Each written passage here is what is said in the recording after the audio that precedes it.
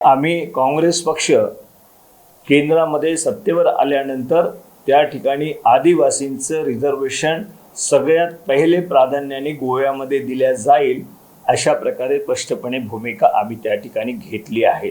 आणि गोव्यामध्ये आपल्यालाही माहीत आहे, मला नाही माहीत, परंतु आदिवासींचा कधी मुख्यमंत्री झालाय का गोव्यामध्ये?